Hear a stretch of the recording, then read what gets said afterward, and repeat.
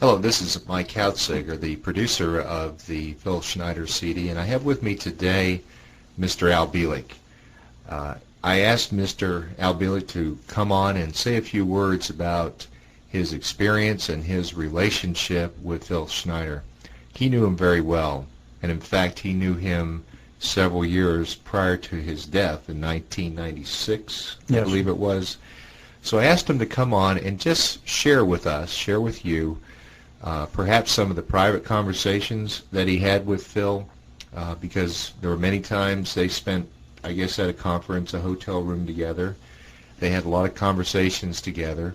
They were close personal friends all the way up toward the end. And with that, Al, thanks for being here today. Oh, thank you. Hopefully I can contribute something to what is sometimes called the mystery of Phil Schneider. I don't think his life as such was any mystery, but prior to the point when he went public, perhaps it was, because he worked for the government in one capacity or another for many years. He was both at the Skunk Works and what was called the Skunk Works in Burbank, California. He was at Edwards Air Force Base. He worked all over the country and eventually all over the world on underground bases. Told me many stories regarding those. Of course, his involvement with the Dulce Wars, as they were sometimes called, against the aliens. He was one of the very few survivors, and the one which was so disastrous. All of these things, of course, I did not know about him. In fact, never heard of him until sometime in early '93, as I remember, when I was at a conference doing a lecture course in the Philadelphia Experiment in Seattle. He showed up, introduced himself, and says, "I would like to talk with you." He says, "My father, Oscar Schneider, was part of the Philadelphia Experiment." Well, of course, my ears perked up. And over a course of time, he told me some things about his father. At that point, I believe his father was still alive. It was shortly after I met him that his father died of cancer. But his father had been basically a captain in the United States Navy Medical Corps and was the chief medical officer for the Philadelphia Experiment and other things afterwards. Now, didn't his father, that's Oscar Schneider, tell him, Phil, this information just before he died? Yes. He knew that he was involved in the Philadelphia Experiment. That was an open discussion well before he died. Well before, okay. But what was not open discussion until 2 weeks prior to his death, when Oscar knew he was dying of cancer and was, I guess, irreversible at that point, he called Phil into his bedside and says, "Phil, I want you to know my real history." He says, "I've always told you I was born in the U.S. of Jewish parentage and such." He says, "That's not true." He says, "I was born in Germany many years ago. The exact date I don't recall. But during the period when Hitler was in power, it was when Oscar grew up. He was a master machinist, and I'm quoting what Phil told me. His father was a master machinist at the age of 14, which was quite an accomplishment in Germany then, and eventually enlisted in the Navy and became a captain of a U-boat. According to what I was told, Oscar Schneider had something like 68 successful kills, that is, sinking English or French shipping during the early part of World War II, because the United States was not involved until after December 7th, 41. And he was captured at some point along the line by the French. He was taken in custody. He was held there in France late 39, early 40. Sometime in that period, I'm not quite sure of the dates, but it was in that period around the early 1940. And some negotiations took place, and at some point, the Third Army of the United States was involved, when, of course, we had some troops over there. He was turned over to the American troops and brought back to the United States, and suddenly given the same rank in the United States Navy as he had had in the German Navy, that of a captain. And of course, he was a medical officer. Now, Phil asked the same question I did. If he was a U-boat captain and he comes to the United States Navy, how could he suddenly become a medical officer? Well, another statement you said, Al, I see is odd. Did he tell his son that he was Jewish? prior to the true story. He was not Jewish. So Phil thought he was Jewish. Yes. But he was really not. German. He was really German. Okay, so that was the cover. Right. He was actually born about 1905, if I remember correctly. And the official Navy record, which I have seen, says that he was born in 1905 in some little town called Cisco, California. Went through University of California, Berkeley for his pre-med. This Phil? But this is for Oscar Schneider. Oscar. This is the official version I'm talking about for the Navy, which I have a copy of somewhere. And when he finished his pre-med, he went to Harvard for his medical, his internship, and then joined the Navy and worked his way up through the ranks as a medical officer. That's the official version. The unofficial version and the facts are quite different. Now, how Phil Schneider, of course, had no choice but to accept the word of his father, but how Phil Schneider thought about this, I don't really know, except he questioned it just as much as I did. How could a man who had been in the German Navy for a number of years as a captain, going around as a U-boat captain, sinking Allied shipping, suddenly become a medical doctor? It had to be a cover, which the Navy made up the whole story of his original being born in the U.S. and going through all the medical schools here. Well, do you think, Al, that his being brought over here to the United States was part of Operation Paperclip? No, this was long before Paperclip. Paperclip is 1946. He was brought over to the United States and sometime in, I believe, late 41. And did he say why he was brought over or why he came over? To become part of the Philadelphia experiment was the information I have and the information which I believe Phil had. He was put into that immediately. Now one has to ask a question, why? Having read some of the private papers of Oscar Schneider, all I can say is for an MD to run off the mathematical equations I have seen and references to time travel and equations for time travel, I knew the reason why the United States government wanted him. He apparently was involved somewheres, and I have to say this as an assumption. He was apparently involved somewheres in the background of the German research on time travel and time research, because they had a program going also, as we did. And our program, of course, was heavily concealed under very high security starting in 1936. But the Germans allegedly had a successful time travel system functioning before World War II was over. And it would appear that Oscar Schneider had knowledge of this, and because of his knowledge of this, was assigned to our project, namely the Philadelphia experiment. Now, the Philadelphia experiment was not truly a case for time travel. It was a case for using manipulations of time in the time field to create invisibility, but there was a relationship. That's my data, my assumption, and what I have been able to put together on why they wanted Oscar Schneider in the U.S. Because otherwise, why would you take a naval commander from Germany who had sunk all kinds of ships, including maybe your own?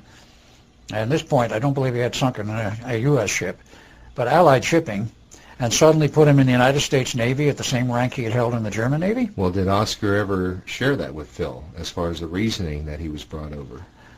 I don't know whether he really did or not. I discussed this with Phil quite a lot, and Phil did not give me all of the background that he knew about his father, except this aspect.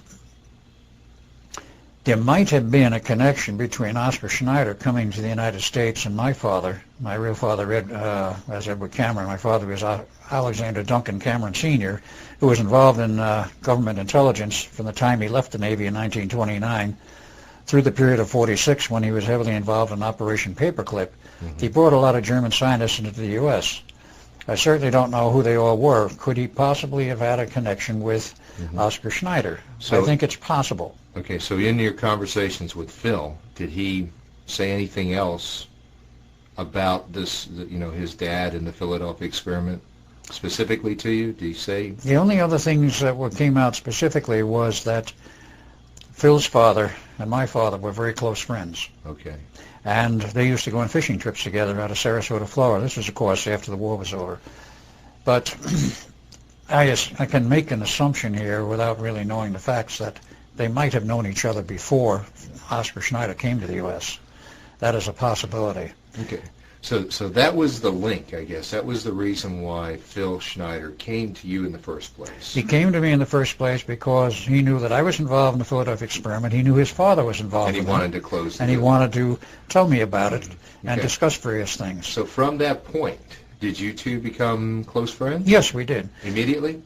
We became casual friends at first. Mm-hmm. And as time went on, I kept talking with him. I says, Phil, with what you know about various things in the background, plus the Philadelphia experiment and what you say you had been involved with in building underground bases and traveling in the underground and building the underground tube transportation system, why aren't you out talking about this publicly? He says, you're not involved in the Navy anymore. You're not in the service. You're not working for the government. So he was he retired at the time? He was retired. He actually was retired in the sense that he retired himself. He was not formally retired. He walked out on the government. He walked out on the NATO position. Mm-hmm. And the reasons for that he gave me very specifically. And in terms of the background of Phil, this might prove very interesting. Phil, in his own way, worked his way up through the ranks as a geologist and became involved with building underground bases and the tube system for the underground transportation system, and eventually graduated into a NATO position. It was all over the world, and he knew how many underground bases were built in the U.S. as well as worldwide. He used to tell me 131 in the U.S. and about 1,400 worldwide, of the type we described, which was 1 to 3 miles underground, anywhere from 1/2 to 3 cubic miles of earth were removed by nuclear detonation, and to create this huge cavern, because earth is the rock is porous, and if you choose the right earth materials, the right rock material, which he was an expert at, you had to use certain types of rock material to build the underground base, or you just forgot it. It had to be certain layered rocks, certain structures, which I am not familiar with, but he was. And you would build these underground bases. They were all over the world. They've been built by other nations also. And part of this led into his NATO operations, but the thing where he left was most interesting. He was online for, and I said 2.5, 3 years retirement for NATO, formal retirement, with his salary at that time in NATO had gone up to something like $500,000 a year. This is a salary. Wow. And his retirement was slated to be $1 million per year retirement. He was an extremely important person at a very high level, had high-level clearances.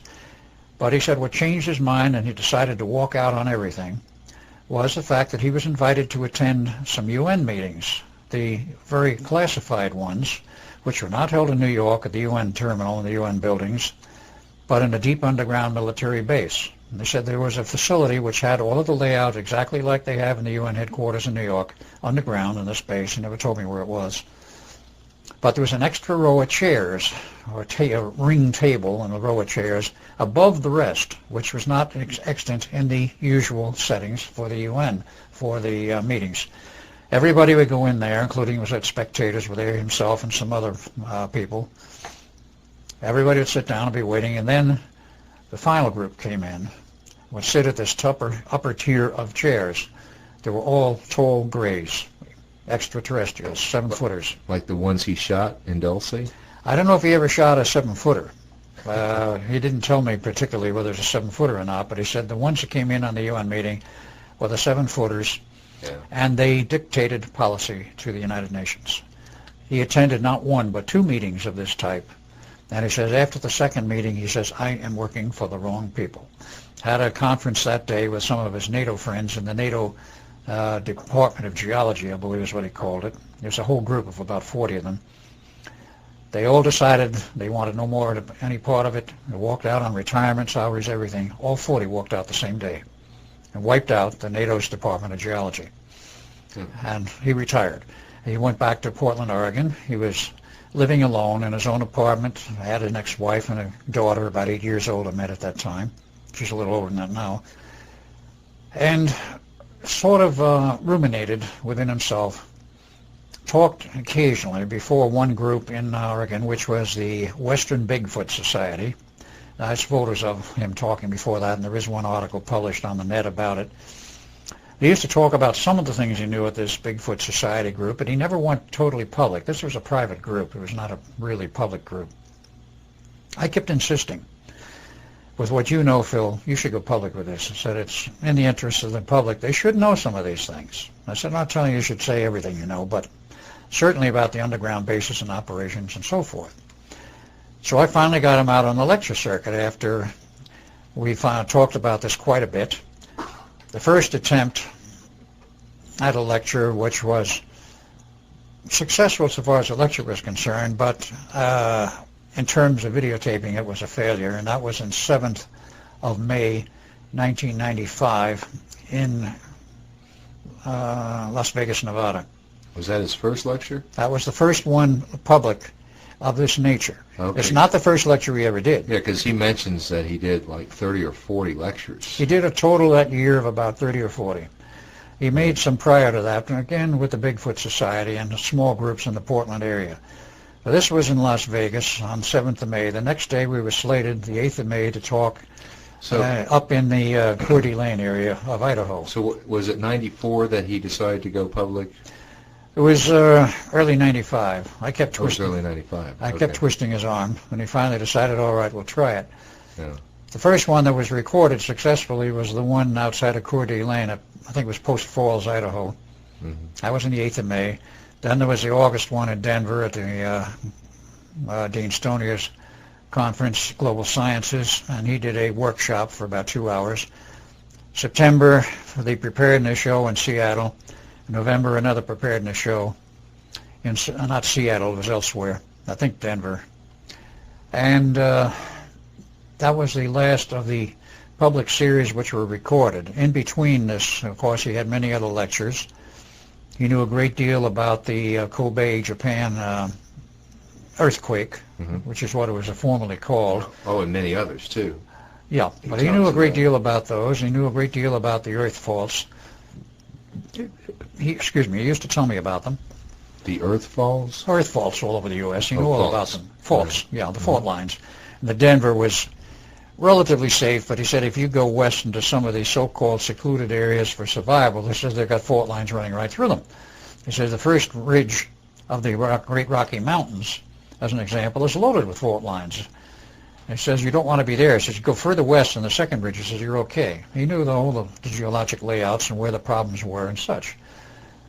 But he was invited to go to Japan to speak over there. The State Department refused to let him go. They says you're not going. He says we know you have a passport, but you're not going to Japan. We will not allow it. Oh, because he wanted to talk about the Kobe earthquake. He wanted to talk about the Kobe earthquake and a few other things. And they wanted to find out, didn't they? And they wanted to find out the facts of what he might know. Yeah. So they arranged that. Since he's now long gone, it doesn't make any difference. He arranged it very neatly. The Japanese says, we'll pick you up out of Vancouver, BC. He says, we'll fly our own jet over. He says, you drive up. He says, you can drive across the border with no problem. Of course you can, unless there was a strict order at the border that he's not to go, which there wasn't. He could just, as a tourist, drive across the border into Canada on a driver's license. He didn't have to show a passport. So he did that.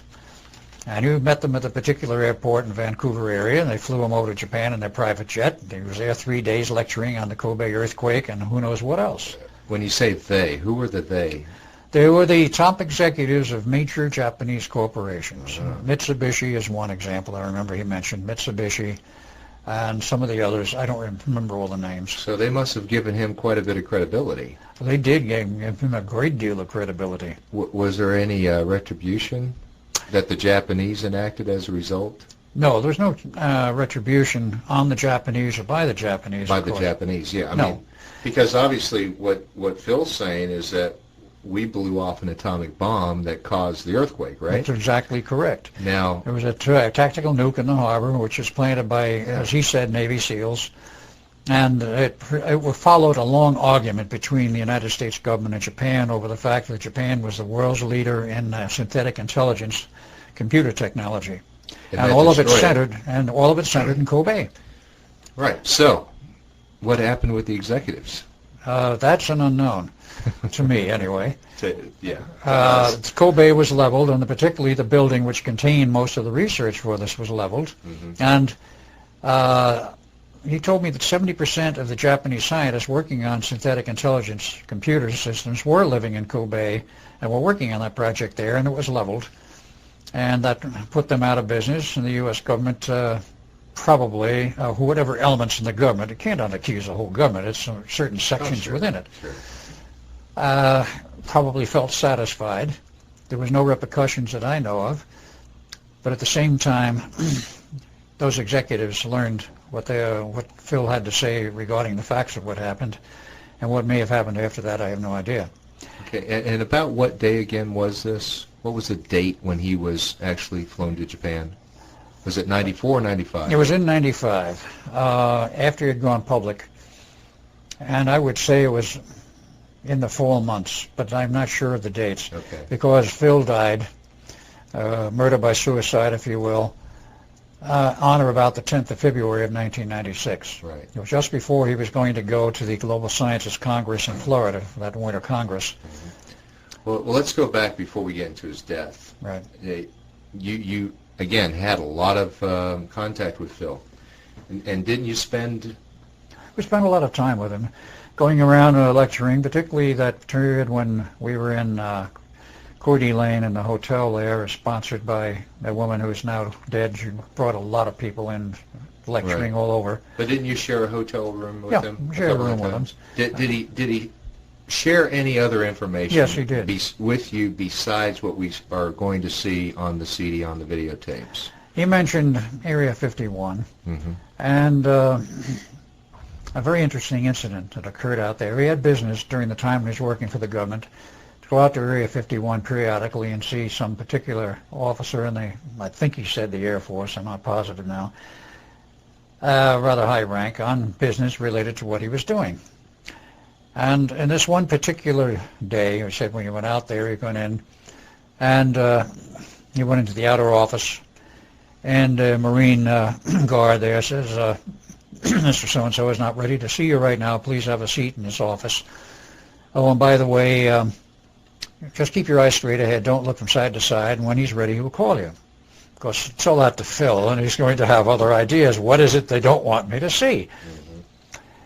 So he let his eyes wander, and he saw a window, probably one of those slanting windows, where he could see through partially. It was a dark-colored glass. He could see through partially and see that there was somebody behind that glass. Eventually, he got to talk with the person he was to meet and talk with, what his business was, and so on. He took care of that, and then he asked the guy, he says, there's a smoked glass window out there on the other side of your office. What's this all about? He said, oh, that's one of our guests. He said, one of your guests? What do you mean? He says, one of the guests of the government. And what do you mean, guests of the government? He says, oh, that's one of the aliens we keep around. Aliens? Yes. What do you mean? He says, well, we have a few guests, you know, from the UFOs that have come down and so forth. He said, we got a reptilian in there. He says, we've had him here for months. We've been trying to get him to talk. We can't. He says, he won't talk with anyone. So Phil looks at the officer and says, why don't you let me try? The guy looks at Phil and says, you? He says, what makes you think he'll talk with you? He says, I don't know. Why don't you give it a try? He says, well, everybody else has failed. Why not? So he was prepared for this. He said, this is a special room. It's got special atmospheric mixture for him and a temperature of 123 degrees F. You have to go in a suit, an air-conditioned suit and so forth. And you have microphones and speak and all of the appropriate. And you're saying the reptilians can't live in this atmosphere? Oh, they can. But this guy was being kept in the atmosphere which was more normal to what he was experiencing, would normally experience. They kept him in an atmosphere which was essentially the same as his home atmosphere. And where was his home? Yeah, it was not mentioned to me. Okay. So Phil went in there, and he said he was in there 20 minutes, 30 minutes. This guy, when I say guy, I assume it was a male, started coming out with a bunch of pips and squeaks and high-pitched sounds. Now, being that this creature was about 6 foot tall, one would expect a lower voice. But if you have some rare gas mixtures, such as argon, helium, whatever, it's common knowledge, of course, if you put a human in a high helium mixture, they sound funny. They sound funny. Their voice goes up in frequency because the propagation rate through the gas is a much higher rate than normal air. So was that the problem? That was apparent part of the problem. So eventually Phil did get to talk with this creature, and they exchanged some thoughts and ideas. He was trying to speak in English, but it didn't come out very well. Because of the gas in the room. Because of the gas and so forth. Perhaps he didn't know the language that well. I do not know the reasons. So but eventually talked with him. Okay, so Phil actually got them to change the gas? I don't know whether they did that or not. Okay. But in any case, Phil reported back to the officer later. He says, yeah, I got this guy to talk and such and such and such. Well, at the time when Phil admitted this to me, I asked him, I said, what did the guy tell you? What did he talk about? He says, don't feel comfortable about talking about that at this time. He never did tell me. But he got a permanent assignment for 3 months there as the official interpreter for this alien. And nobody else could talk with him, but except this guy would talk with Phil. Wow. So what information came out of that, who knows? But It's too bad. It's too bad. The government was trying to, of course, to interrogate all of these captured aliens that were still alive and find out where they're from, what they were doing here, and whatever they could get out of them. And apparently it was a fairly successful program, because I know one other person who was on the lecture circuit for some years, Dean Stonier's up in Denver, who was lecturing about the aliens and admitted openly that he spent 7 years in the Pentagon on special projects related to UFOs. I happened to wander in on his lecture was going, because he had the door open. And I looked on the podium. He had notes on the podium. This is a friend of mine. I'm not talking about Phil. I'm talking about somebody else later. And all alien text. I looked at this alien text, and I says to my friend, I didn't know you could read this stuff. He looked at me and says, what do you think I did for 7 years in the Pentagon? And I said, oh. Who is this? I don't know if I should mention his name. I know who he is and all that, but he's now out of the circuit. But was he a speaker?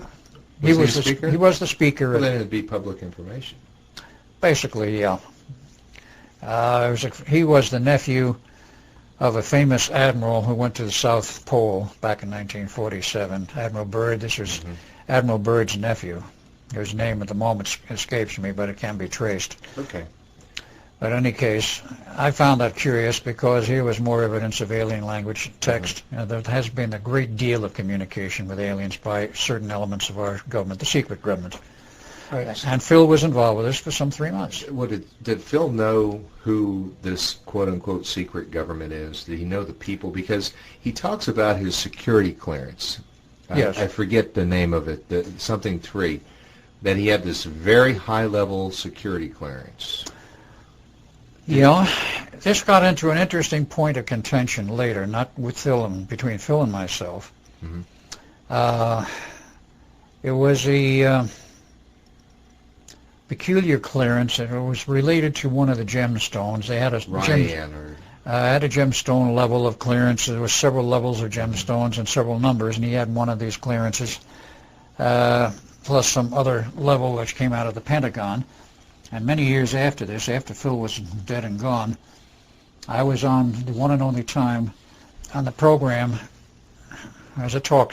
The host was the former director of the FBI in Los Angeles, who had me on his talk show, and we got talking about Phil and his level of clearance. Was that Gunderson? Gunderson, Ted Gunderson, correct.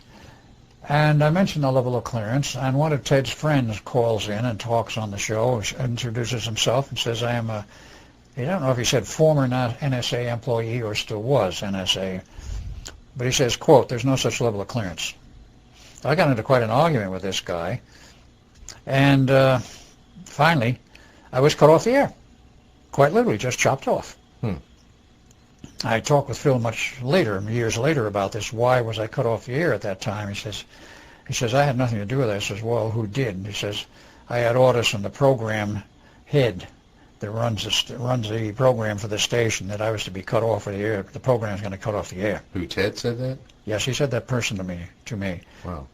So here you were on the air, you're describing Phil's level of security clearance right. by name. Right. And Ted Gunderson, who was the host, told you later he had to cut you off the air. Right. He says it was not my doing. He says I had orders to cut you off. That's interesting. It's very interesting because... Well, he's the one actually who's involved in that lawsuit with Art Bell right now. Ted Gunderson? Yeah. I didn't know that Ted Gunderson was involved in a lawsuit with him. Yeah, he's the one. I know we're sort of veering off a little bit, but that's... I know somebody else was in a lawsuit with Art Bell for 2 years, and finally that broke off, and that's the guy who was the founder of reverse speech, so-called. David Oates. David Oates. No, just to let all of you guys know, it was there was this on the radio, this insinuation on Gunderson's program that Art Bell was a child molester. A pedophile. Pedophile, right. I remember those charges, but I never That knew was who, on his radio program. I never knew who made those charges. I did not know that Ted Gunderson had made them. Well, in reality, he didn't. He did not. He did not make those. But somehow Art Bell thought he did, or was told that there's he a did. mystery behind all Yes, that. there is some mystery involved in Yeah. this whole thing. Yeah. It became quite a problem with Art Bell. He went off the air twice because of it. He's Yeah. now back on, but Back on. it was basically because of family problems involving his son. Well, it's. I just watched his tape, so it's an interesting story. Yeah. But let's get back to Phil Schneider. Right. And the reason why people are listening to this is they want to get the rest of the story. Yes. So what else did he share with you? He mentioned the fact that he had been in Europe and in Russia, and though he claims he never rode on these underground railroad systems, he helped build them. And he says, among other things that he was aware of, was the huge pile of UFOs, of wrecked ones that we had, and that we were shooting down UFOs at the rate of approximately 7 a month. And Did he see these piles of UFOs? yes, he did personally. And where were they? He didn't specifically state where in the U.S., other than there was more than one. There were several piles of them. But he said while he was in Russia on NATO business, he looked into the matter over there, and he said they had football fields. He said fields full of junk UFOs covered 2 football fields. He said they were shooting them down at the rate of about 1 a day. And I said, well, what about the occupants? He says, I don't know what happened to any of the occupants. But he said the orders have been out for quite some time. This would mean prior to 95. That anyone who comes in to the Earth closer than, as I was told, a 250-mile periphery above the surface of the Earth, a 250-mile zone, safe zone for us, any closer than 250 miles above the surface of the Earth, they'd be shot down no matter who they were, friend or foe. They had to have clearance to come in closer, no matter who they were. Well, see, I would say, the listener would say, if these guys, these UFOs, these extraterrestrials, had the capability to do space travel, couldn't they counter our defensive measures? Not what we have now.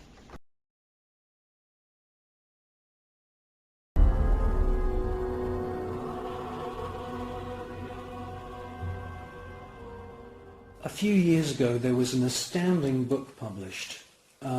It's called The Day After Roswell.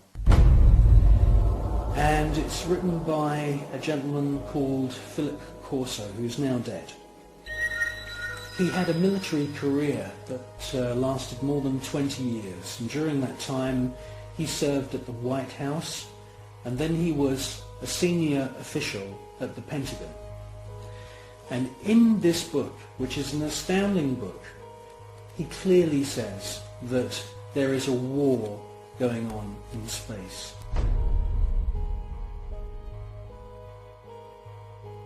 In other words, NASA and the American military have designed weapons. He says in his book that some of the weapons are based on patents of the genius inventor Nikola Tesla. Philip Corso tells us that there are plasma beam weapons being used against these UFOs, and that sometimes these UFOs are hit.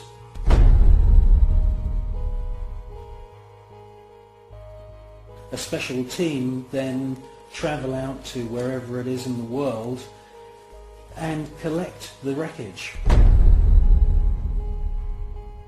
Now from the wreckage they back engineer any useful technology.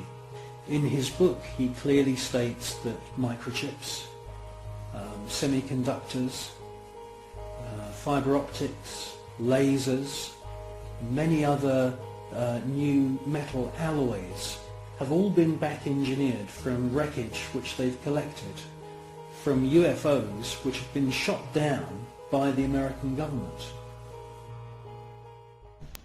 Now, we have particle beam weapon systems a la Tesla, but of course vastly beyond what even Tesla dreamed of in terms of power.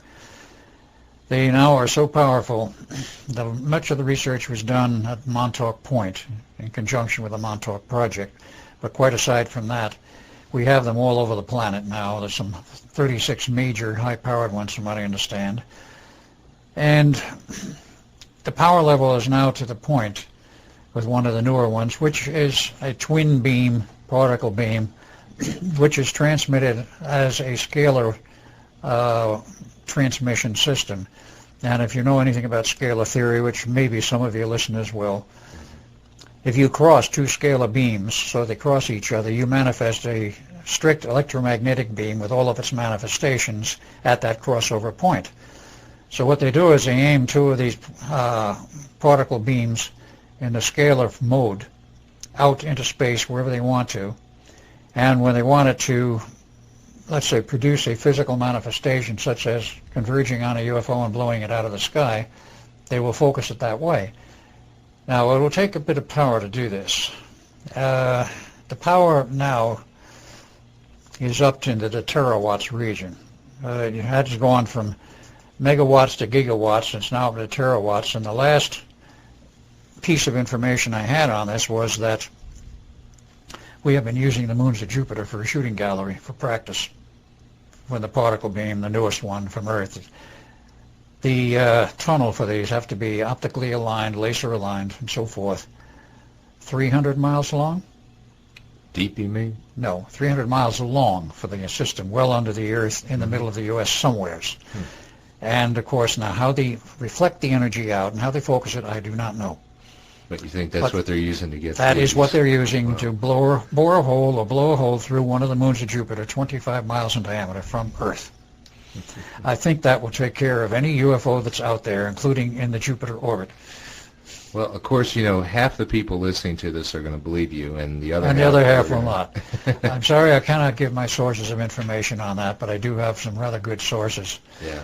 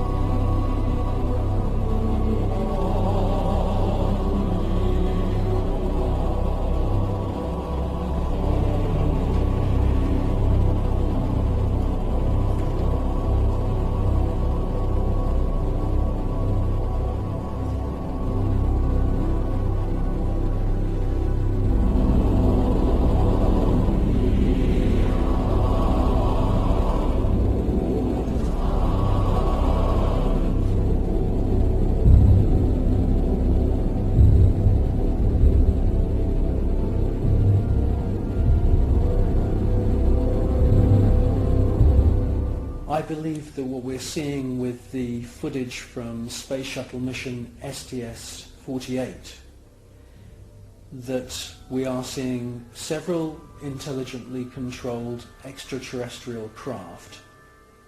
And yes, I do believe that the flashes are the firing of some very, very top secret weapon which is able to produce an electronic or electromagnetic plasma kind of death ray that is being used against these UFOs. I do believe that that is exactly what we're seeing.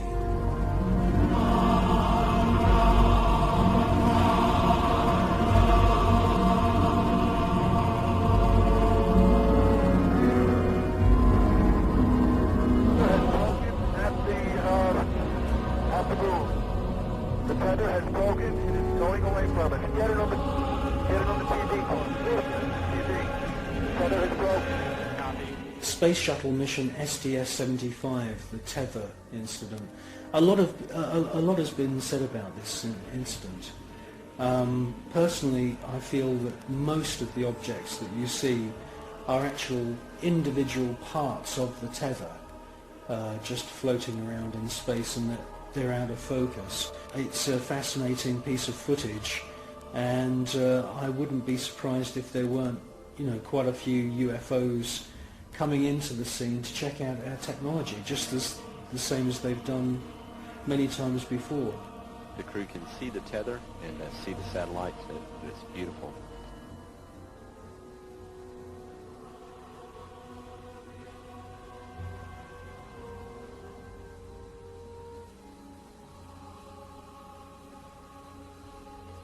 This view showing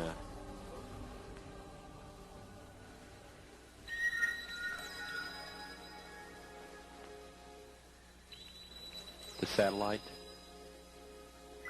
Again, just moving into sunrise. 81 nautical miles now from Columbia.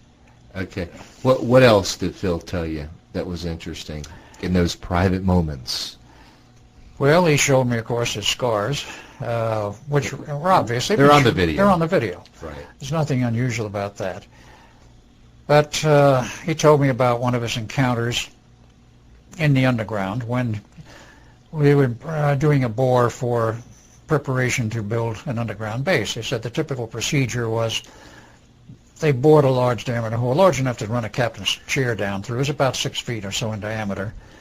And it could be earth boring, it could be laser, it could be whatever. But they bore this hole down, he says, anywhere from 1 to 3 miles. The goal typically was between 1 and 3 miles, no less than 1 mile.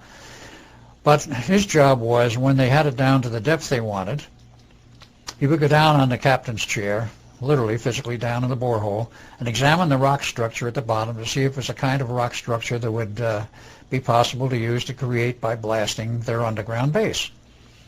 He says more than once it happened that as they were boring, they hit an open area, an underground cavern system.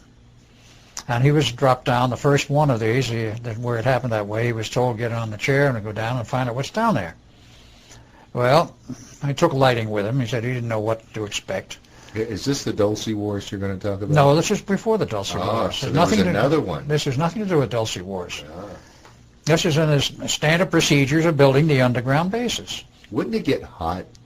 I mean, I can imagine if you're being lowered down 3 No, this miles. is another great misconception. I've done a lot of spelunking in my life, and this is one of the strange things they tell you. In all of the natural caves and natural cavern systems, they are the same temperature the world over, averaging around 52 degrees Fahrenheit, night or day, summer or winter. They vary maybe plus or minus 2 degrees from that. But they hold right around 52, and regardless of the depth, they're still 52 degrees. Now you say, well, what about volcanoes? They have a special structure, and apparently the volcanoes, of course they're hot. You got molten rock. But there's no truly accurate theory to explain why you have volcanoes with all this molten lava, which is assumed to come from the center of the earth. It does not. Why we have volcanoes is still something of an unexplained mystery, and even Phil couldn't come up with an answer on that one. But he went down on this one case on the chair.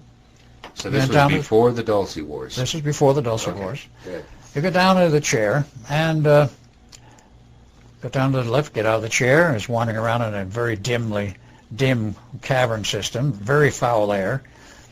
Apparently sort of breathable, but very foul air. And with his lighting, he looked around there, and he thought he saw a shadow or something moving. He wandered around one of the corners of this cavern system, was face to face with an alien. He said he looked at it looked at him. If I remember correctly, he described it as a reptilian. But he says it went for something on his chest. It had some kind of a plaque or thing on his chest. Now, he describes this story on the But he said he pulled out his 9mm Ruger that he had in his pocket. He wasn't supposed to have in the suit, but he had a hunch to take the gun with him that day, and he did, and he shot this thing dead before it got him. He said this happened more than once. Well, I thought this was the Dulce Wars you're talking about, because he said that 60 or so soldiers actually got killed in that exchange. In the exchange in the Dulce Wars and the Dulce Tunnel, but this was a totally separate phenomena. See, when he was talking about exploring, this is when I'm saying private conversations. Okay. He was exploring these caverns when they hit them. When he went back up finally and told them what happened, he said he got the impression that they knew all about it. And he says eventually he learned the government knew where these underground caverns were and that they were inhabited. So how is that experience different from what the Dulce Wars were? The Dulce Wars was going into a base they already knew, already had. It was originally a government base. It was turned over to the aliens, and they took it over completely and eventually kicked out the scientists, wanted to run it entirely on their own. The government wanted it back, and this was in New Mexico, of course, and from my understanding of the history of it, it was originally built as a storage depot for nuclear waste. Mm-hmm. But the governor of New Mexico at that time says, you're not dumping that nuclear waste here in an underground facility in New Mexico. You're not going to use it for that, even though it's already been built for that purpose. Eventually, it was adopted for the, I guess what one would say, the underground labs and experimentation, which took place at Dulce. The aliens were invited in. They more or less took it over, and then eventually totally took it over. But in the attempt to get it back from the aliens, some 66 people went in fully armed, or they thought fully armed, and only 4 or 5 total came out. Phil was one of those that came out alive, all injured, had to be carried out by Marines they brought in just to carry them out, and even the Marines were hit. And he recovered slowly. He had severe burn marks. He had a hole in his chest and other burns.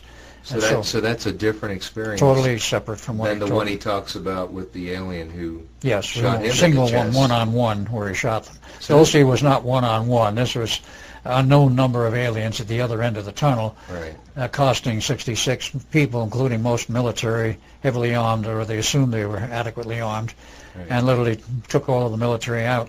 They had weapon systems we did not have at that time. Yeah. Now, did he ever say he was physically on board a UFO or ET craft? I do not recall that he ever mentioned that, no. Okay. Was there anything else that was bizarre that he shared with you? Yes, he did. If you get into the period after he left the government, he remained, as he said, quiet for about 2 years, 2.5 years, didn't talk publicly. He took his oaths of secrecy seriously and wouldn't discuss any of what he had done. But then he started talking a little trial pits, you might call it, trial balloons, at the club that was there, the Western Bigfoot Club. And I talked with him. Eventually he realized that the public should know some of this, so I kept twisting his arm to go public, and he did. During this whole period, he was visited periodically by various people from his old group and from the government, from intelligence. Hey, we don't like what you're doing. You shouldn't be taking this public. We'll forgive you everything if you just come back and work for us. And he told you that? Yes. Mm-hmm. And he said this went on repeatedly. He says finally, after his trip to Japan, and when he came back, he said some fairly high-level intelligence people came to visit him as an apartment in Oregon, in the Portland area. Mm-hmm. And discussed with him that, says, we want you to know, Mr. Schneider, you have done a great deal of damage to, let's say, the whole infrastructure, a great deal of damage to the New World Order. He says, how much? He says, it's incalculable. He says, you have done major damage to them with your lectures. But have they really? Has he really? This is what he was told, and this is what he passed on to me. That's a good question. Did they really? Of course, he got the same pitch again. We'll forgive you all of this if you'll just come back with us. We really need you. He kept telling them no. Well, it's from that point on, apparently, that they started the attempts on his life. Every conceivable form. I think he mentions that there was around 13 or 13 so. Before, of course, the 14th that got him. Okay, but yeah, they go through the whole thing. He goes through that. Why don't we focus in on what really got him, because you seem to have a pretty good handle on what really got him. Okay. I was given a phone call by his ex-wife a few nights before the February conference was to start in Florida for Global Sciences, because he was to be a speaker. He was a scheduled speaker there, and he was going to come up to Atlanta from there and do some major videotaping on what he knew. He kept saying, I have lots to tell you. I've only scratched about 1% of it. And he says, I want to put it all on record. Oh, it's too bad we don't have that. And it's too bad that he never got to it. But in any case, that's what he said he would do. And on that night, I believe it was the 10th of February, I got a call from his ex-wife saying Phil is dead. He's been found in his apartment. We think that he had a heart attack and heart failure. And where did he live again? He was in Portland, Oregon. Mm-hmm. And you were in Atlanta, Georgia at the Yes. time, right? Okay. Well, after the conference was over, of course, I flew up there. Mm-hmm. And she has to go through his apartment and effects. But the story was that basically, to give the initial part of it, basically a group that came to visit him regularly, Jehovah's Witnesses group, he spoke to them about once every 2 weeks. Mm-hmm. He was friendly with them, they were friendly with him, because he was not a highly religious person. He did believe in God, but he was not highly religious in the sense of what persons normally think is highly religious. Really, I watched He the wasn't video, and of the 3 different videos of him speaking, or 4 actually, and he seems to be religious. Yes, he had basic religious beliefs. Perhaps God-fearing is how I Yes, put it. that would be perhaps the right term. But he was not hooked on any specific religion and all of the tenets of that religion. Okay.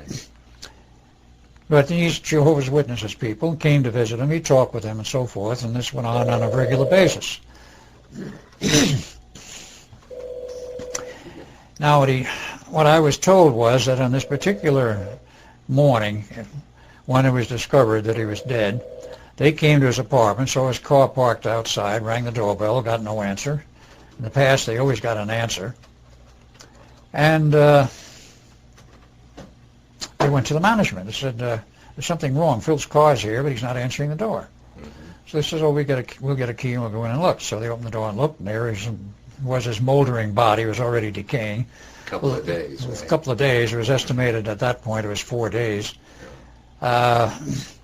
Moldering on the floor in his bedroom, and nothing but a pair of shorts.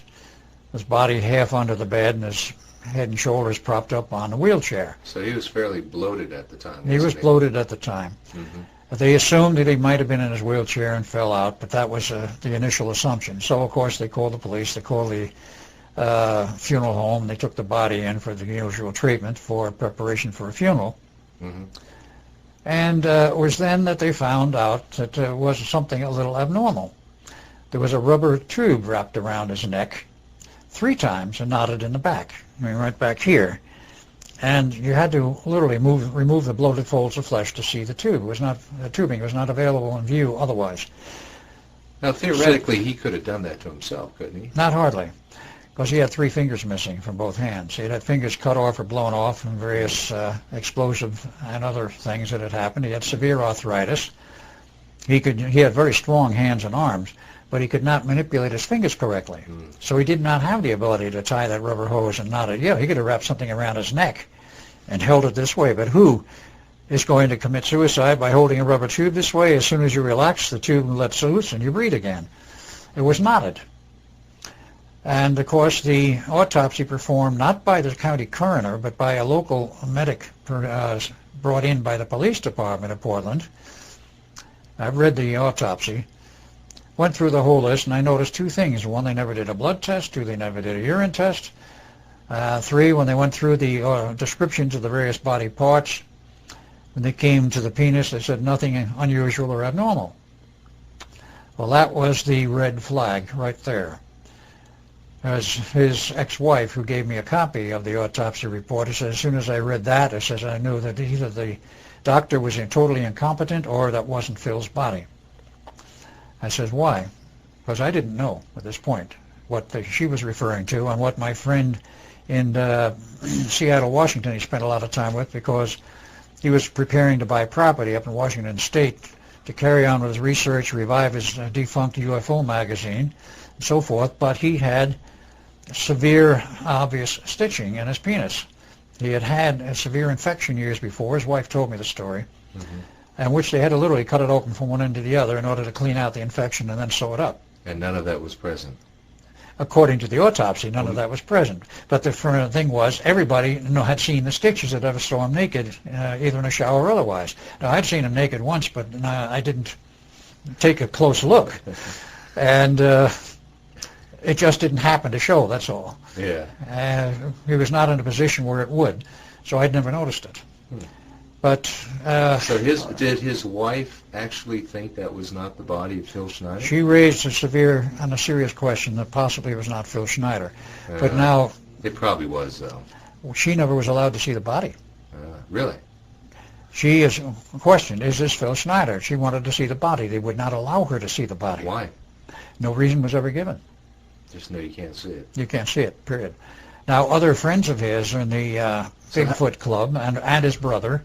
Did anybody see the body? Oh, yes, his brother did. And other people who knew him well, and they all His said... brother saw the body, but his wife couldn't. Yes. That's interesting, isn't it? That's very interesting, yeah. And they all said, other than his wife, that yes, that was the body of Phil Schneider. So, being it was declared suicide, even though it was obviously not, the coroner said it was suicide. That is, the doctor appointed as coroner. And that was the official version. Now, did you fly up there for his funeral?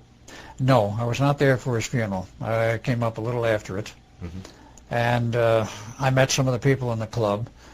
I met his ex-wife for the first time, and I was asked to come up literally to go through his personal effects in the apartment. So I did, and a friend from Seattle, I'll use the first name, Mark, and I noticed something rather strange. He had a 4-drawer filing cabinet, a standard office variety. It was totally empty except for perhaps 2 inches of papers in the middle of one of the drawers, in which I looked at it. It was nothing but the receipts and filing papers for a business which he attempted to run as a consulting engineer of some kind some years prior. So who cleaned his file cabinets out? That's a very good question. Who cleaned out the filing cabinet? What about his brother or wife? Did they go through it before? No. His wife said absolutely not. She didn't go through anything. His brother said nothing about going through anything. So how did you get access to his Because apartment? His wife asked me to, because I was known to her. He had discussed me many times with his wife. His wife had a strange view of Phil, in that she considered him as somewhat overly paranoid. And when he was under extreme stress for many of the various things he was involved with, including some of these, as the way she put it, supposed car accidents, of which there were quite a number. These were the attempts on his life. Attempts on his life. She said he'd go into a strange mode of withdrawal and invent these stories. She did not believe half of what he had to tell her. Now, that I'm stating it as I know it and as she stated it to me. But it was obvious that he was dead, and she took me to the apartment and wanted me to go through everything that was there. Now, one other thing I went through was his photo album, because I was interested in seeing the photos, which he said there were many photos in the album of his father and my father together on fishing trips. Gone. Pictures of him as a kid. Gone. So everything was gone, basically. Everything was gone except the pictures of his father and wife. As a normal human being. As normal human beings at an older age. And wasn't there a lot of money missing? Yes. He had sold just approximately 3 months prior to his demise his gem collection. He had quite a collection of gems, valuable gems, as well as a rock collection. The rock collection was still in the apartment. He told me on the phone that he had sold his gem collection for some $90,000, which was a lot of money. And I know what he wanted the money for. He was going up first to Idaho, and I went with him on 1 or 2 trips, looking for property to buy to move up there and start up some kind of a survival thing and do his own research. He went up to Seattle to meet my friend Mark up there, and he and Mark went all over Washington State, and the rumors were that he had bought property up in Washington State someplace, but that never turned up. There was no deeds, no title, nothing could be found anywhere in any of the searches of the state records that he had bought any property. But the money was missing, some $90,000. So whether he did buy property or not, we do not know to this day, and whether the money was just absconded, we assume probably it was, but we don't know. Now, there's some other interesting aspects as to what disappeared. He was known to have a safety deposit box. It was common knowledge among his friends. He mentioned it to me many times. He mentioned what he had in it, among other things. That was a collection of gold bars. And I said, gold bars? He says, where'd you get them? He says, from my father. I says, did you ever see any of these gold bars? I never saw them, but a number of friends in the Bigfoot Club did see them, and I talked to them about them. I says, did you ever see these gold bars? He says, oh, yes. He showed them to us many times. He brought them out of his vault, brought them down here, showed them to us. They all had the death's head stamped in the bar. And the death's head. Yes, this was the symbol for the German submarine service. They were all commanders, captains, that is, of the German subservice had to carry a certain amount of gold bullion with them. That was law required in Germany. In case they got stuck someplace and had to buy their way out, they could always buy their way out with gold if they didn't have any of the local currency. So they all had the gold bullion, and when he left the subservice, somehow he managed to capture this gold and bring some of it with him, which he used to show to Phil, and Phil was going to melt it down into coinage. I do not know if he ever did or not. But I never saw the gold, but he had the safety deposit box. Who knows what else might have been in the box. Did his wife open the box?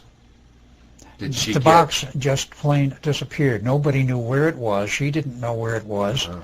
Nobody knew except Phil where it was. Phil was a very secretive guy, wasn't he? Very secretive. Yeah. He also had and that perhaps contributed to his demise, didn't it? He also had, according to his words, and this is in private discussions again, a lab which he had jointly with somebody else who was a very good engineer scientist, and they were doing some of their own private research on possible time travel, teleportation, whatever. And they said this guy created what he called a miniature version of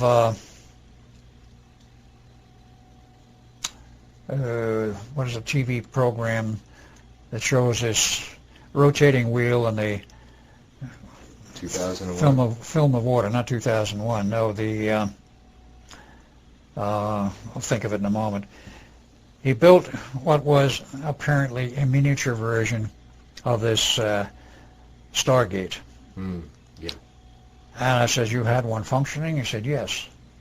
I says, how did it work? He says, I don't know. The other guy knew most of the technology on that. But I says, well, so you had it operating. Was it big? No. He said it was on a tabletop. He says maybe 3 feet in diameter. And what'd you do with it?